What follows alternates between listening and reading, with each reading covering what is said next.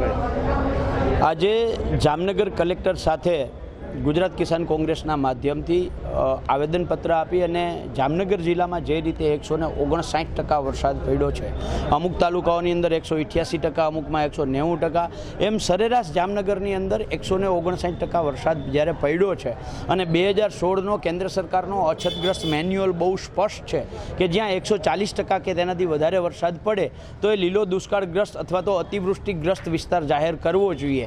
જો લીલો દુષ્કાળ જાહેર થાય તો એ મુજબ ખેડૂતોને સૂકો ઘાસચારાની વ્યવસ્થા સરકારે કરાવવી પડે, રાહત કામો ચાલુ કરાવવા પડે, ખેડૂતો માટે અને ખાસ કરીને પશુપાલકો માટે પાંજરાપોળોની વ્યવસ્થા કરવી પડે, દરેક પશુ દીઠ સરકારે સહાય જાહેર કરવી પડે અને ખેડૂતોના જે ચાલુ વર્ષની ટૂંકા ગાળાની લોનો હોય એ સરકારે માફ કરવી પડે.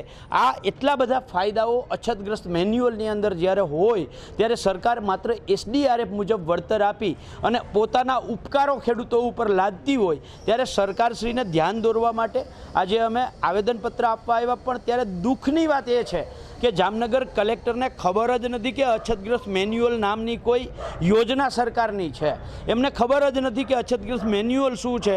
એને ખબર જો અછતગ્રસ્ત મેન્યુઅલ ના હોય તો એને કલેક્ટરે આ અછતગ્રસ્તની દરખાસ્ત કરવાની હોય છે.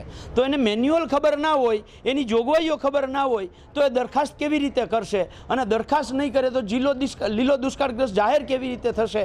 એટલે સરકારની આના ઉપરથી જે નીતિ રીતિ છે એ સ્પષ્ટ થાય છે. એક બાજુ સરકાર ખેડૂતલક્ષી હોવાના દાવા કરે છે અને બીજું જિલ્લાના કલેક્ટરને ખબર ન હોય કે અછતગ્રસ્ત મેન્યુઅલ શું છે. તો આના ઉપરથી ગુજરાત સરકારની અછતગ્રસ્ત અને એની ખેડૂતો પ્રત્યેની જે નીતિ છે એ સ્પષ્ટ થાય છે. બીજું મહત્ત્વની વાત એ છે કે જે જુલાઈમાં વરસાદના સરકારે 350 કરોડ જાહેર કર્યા એમાં ન તો જમીન ધોવાણની ક્યાંય ₹1ની વળતર છે, ન પશુ સહાયની ₹1ની વળતર છે. અત્યારે જે સર્વે કરે છે એમાં પણ જમીન ધોવાણનું સર્વે નથી થતું, એમાં પણ પશુ નુકસાનીનું ક્યાંય સર્વે કરવામાં નથી આવતું. એટલે તમામ બાબતોને લઈ અને અત્યારે જિલ્લા કલેક્ટરશ્રીને અમે આવેદનપત્ર આપ્યું હતું. પાક નુકસાનીનું વળતર આપો છે એ લગભગ બધા 140% કરતાં વધારે છે. તો રાજ્ય ગાઈડલાઈન છે તમને ખબર હોવી જોઈએ ને. એ જ વસ્તુ અત્યારે તમારી જે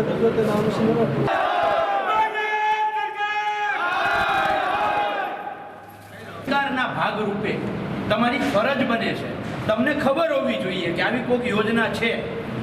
તમારે પોતે અહેવાલ કરવાનો છે સાહેબ યોજના અંતર્ગત.